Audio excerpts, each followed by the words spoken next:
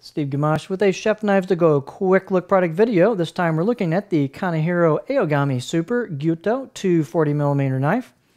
This knife has a core steel of Aogami R Blue Super reactive carbon steel. The heat treat rating is about 62 to 63 Rockwell on that carbon steel. And it has a Nishiji or pear skin finish stainless steel cladding over the top of that core steel.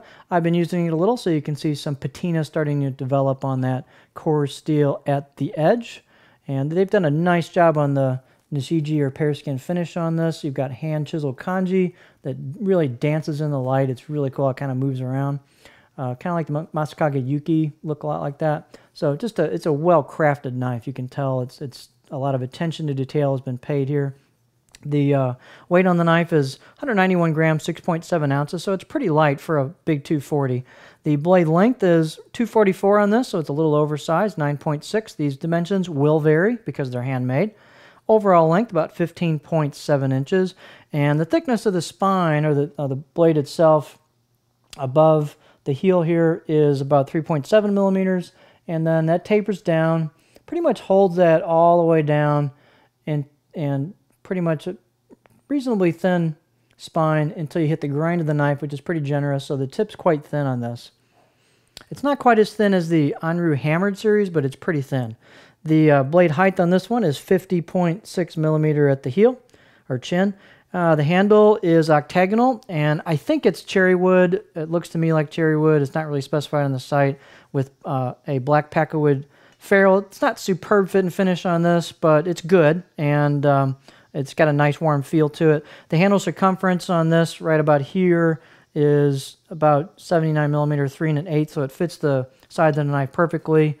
Pretty good fit and finish on this. The right side of the choil into the imato or neck is finished a little bit nicer than the left side. So if you're a lefty, you'll probably want to sand this down just a little bit. The spine, I think, is pretty well okay. Some people might want to hit the edges just a little, but I think if you're a righty, this is ready to go outside of the box, out of the box.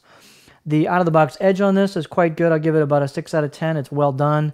It's it's very sharp, and it does have some tooth or bite to it, so it's a well-done edge, and I think it's usable out of the box unless you're a good sharpener and want to really put your own edge on it. Here is the profile of the blade.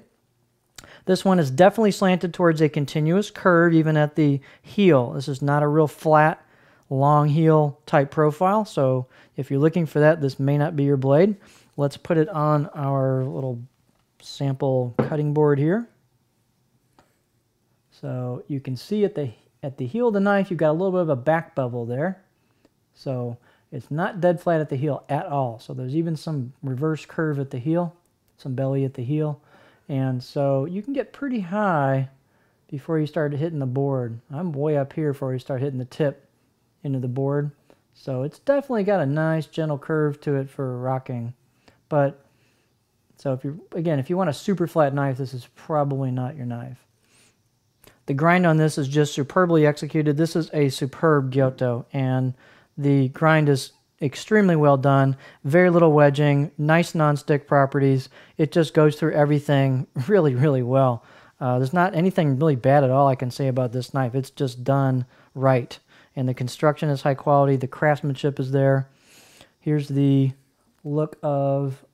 It's pretty thin at the edge. It's a great performing knife. This is one of the better 240 Gyutos I've used yet. It's just a pleasure to use this thing through everything. So balance point is, let's see, right about there. So maybe a touch in front of a pinch grip, not much, but just slightly in front of a pinch grip. Gives a little bit of weight through the cut. This thing just does great on all kinds of ingredients, from hard to soft. And the tip is thin enough to go through delicate stuff well. It's just a great all-around Gyuto. So there you have a lot of just real nice craftsmanship.